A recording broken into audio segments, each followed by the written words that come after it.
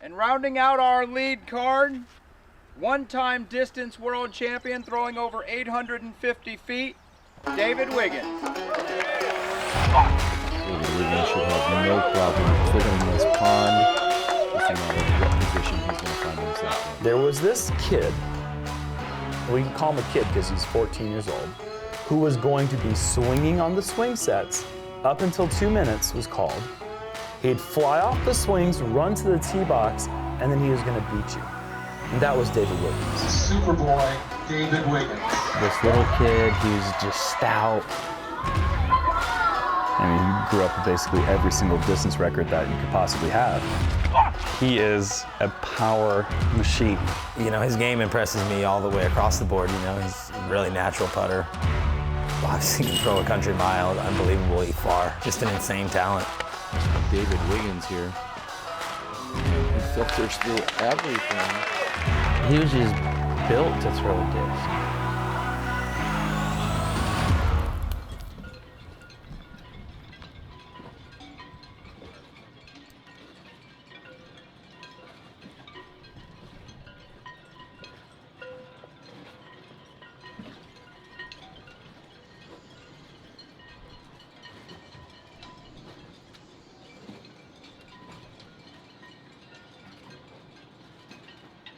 I'm David Wiggins from High Point, North Carolina, currently living here in New Orleans, Louisiana. I'm the current world record distance holder at 1,108 feet, and we're on a boat. Boats and the water have always been a big part of my life ever since I was a little kid. It was always disc golf and fishing, or disc golf and going on the boat. And I knew that at some point I wanted to pursue that as well. My mom wanted me to go to college because at the time, you know, disc golfers were living from tournament to tournament. I decided if I was going to go to college, I'd want to go for something that I really wouldn't mind doing if I had to for the rest of my life, which was boat and ship design and engineering. So that's what I ended up doing. Did that sound go away? I think it did. I had a couple choices for school. It was here, Michigan, or New York, and I really like the outdoors and being able to be outside most of the year, so sweet. New Orleans was a good choice. I enjoy it down here and still down here to this day. Give us a little shove off of that one.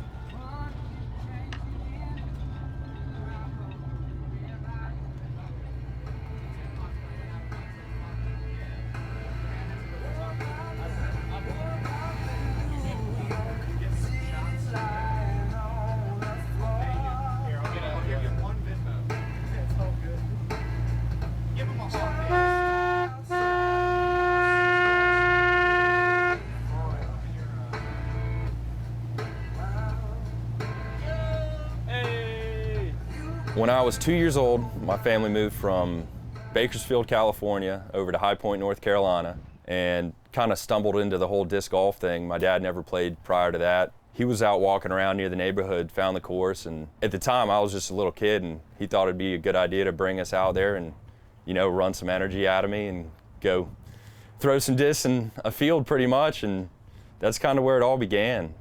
I threw my first distance record, 343 feet at 9 years old. 10 years old, I threw it 399 feet with the champion wraith. 11 years old, I threw it 484 feet. March 14th, and we're here trying to set a distance record for the 11 and under world record distance throw. And then I threw it 577 feet, 13, I think I threw it 735. That was my first year going to Big D in the desert. I was 16 when I set the overall world record at 836 feet. And then worked my butt off and got out there in the desert and set the current 1,108-foot world record. When that disc was coming out of the sky, the disc was white. It looked like a grain of salt just falling.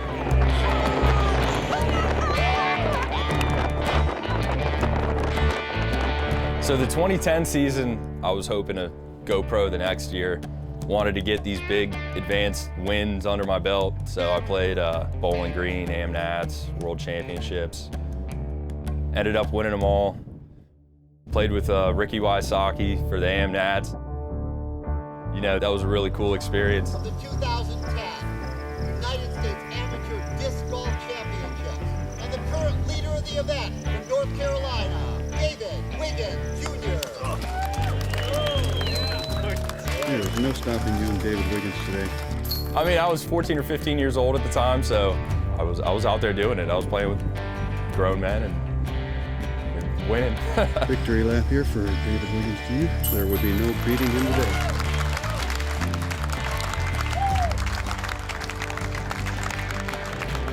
Yep, ready to go pro. Feel great, and no more AM tournaments.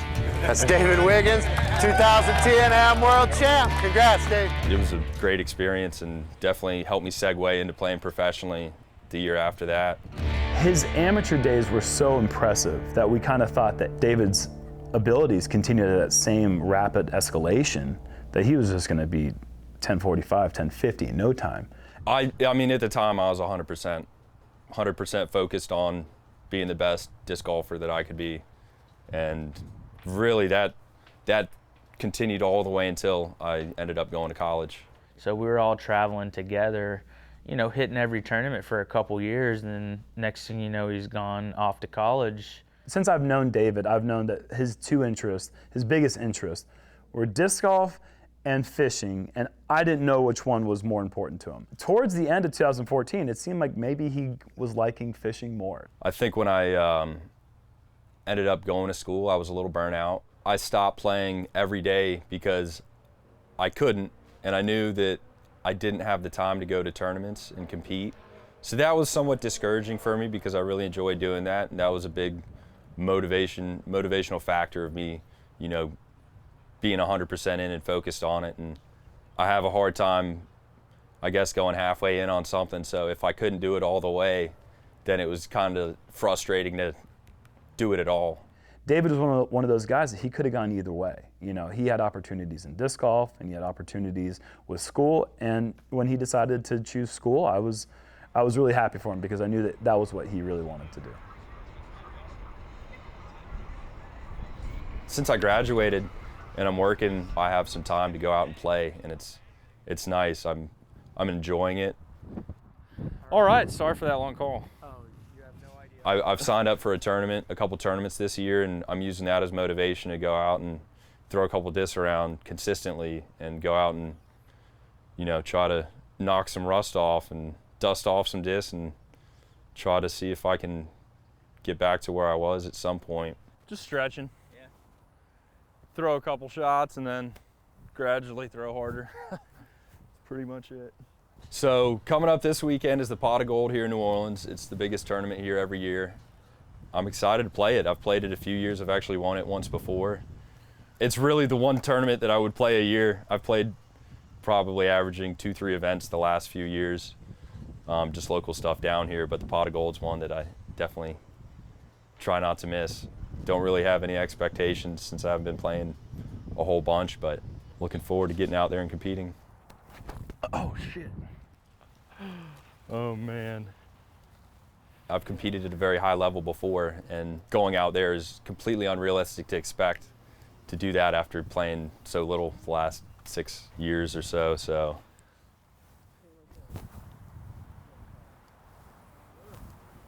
Go. I normally throw the Firebird. That thing started gliding. I just want to throw it and feel good, have good technique. From there, we'll see what happens. I mean, I could go, I know currently last tournament I threw like a 940 rated round, but a couple tournaments before I threw a 1044 rated round, so hopefully somewhere towards the 1044 rated round, but I don't know. No expectations. Good finish, Wiggins. Thank you. Oh, use that white one. Oh, what a fly.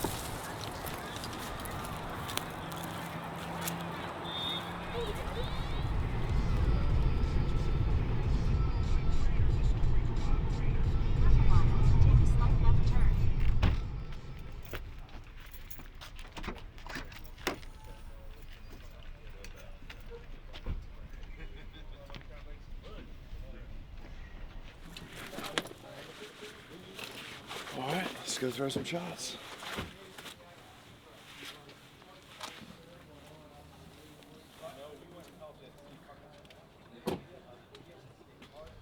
I played out here like 2 years ago, and it's probably the best for things, man. It was like jungle off of the fairways. True swamp.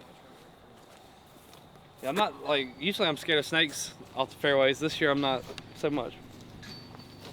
I brought my 9 to take care of them. The 9? Uh-oh. You know you're in New Orleans when you got the 9. Any snakes, just holler. Oh, you'll know if you see a snake, if I see a snake.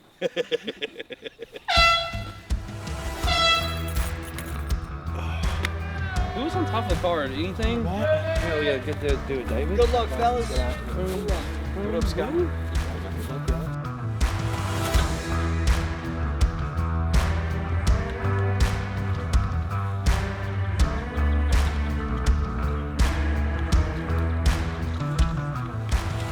Saturday started off pretty good, I guess. I played okay. I wouldn't say I played good or bad.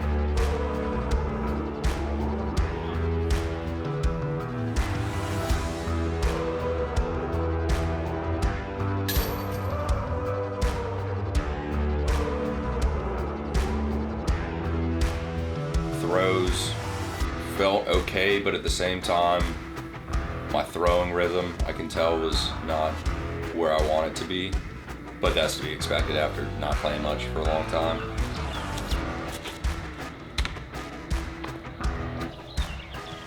Especially when you get in a tournament environment, you know, you start noticing the little ticks and whatnot of your throw that you could improve.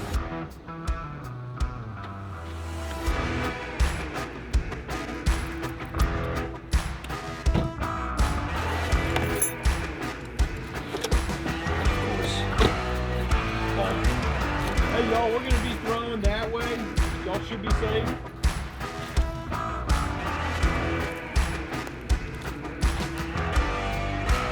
Save that for now. City Park is the course that I pretty much exclusively play here. Went out there pretty comfortable with the course, played some decent practice rounds. There was a sizable gallery out there following the lead card. We were on the chase card, and you know, I was trying to make a push to get in the final. It was cool. It was cool to feel that rush and excitement of competing. I really felt it again there. And, you know, I was trying. I threw some big shots, threw some really good shots. And a couple more putts dropped, I would have been in there. Yeah, felt like I threw the disc well, and it was good to feel that rush of competitiveness again. All right, y'all, last one. Last hole.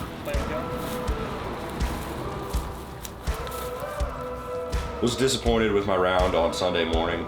Shot several strokes worse than my practice rounds, but I had some really good shots and I had some really bad shots. And you know, it's those few birdie runs that I made that give you hope of having a great round or coming back and playing better. And I felt like that was the theme throughout the tournament. I had some really good shots that made me still think that I got it. And I had some bad shots that hurt my score, but I think if I knock off some rust, I can definitely play some better golf.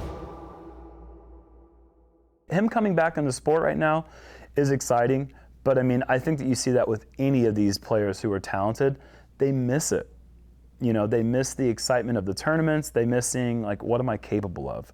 And David's feeling that right now. He still wants to show he's got it. The possibility of touring, I'd say, is out there. Regional and semi-regional tournaments, I think I'm gonna start throwing my name on a couple of those and see what happens. Go from there. David, we need you out here. There's only a few of us left. We're holding it down for the culture. We need you to come back. We need you now. We've got some people out here saying we got some bigger throwers than you, so I'm calling you out, I'm challenging you.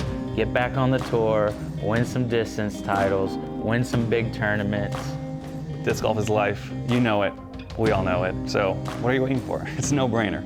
It's time to get your butt back on that course. I want to see you as a fixture on the Disc Golf Pro Tour. You know you belong out here, buddy. Getting to that level of elite play is obviously extremely difficult, time-consuming, takes an insane amount of commitment. I know what it takes, and I did that to get the distance world record. I mean, I trained for that most of my life. It's a lot of effort and commitment, and I think I'm capable of it. but I just got to make that decision. We'll see what happens. I want to play some disc golf and, you know, test it out again. I got to have the drive, because if I'm going to do it, I'm going to do it 100%.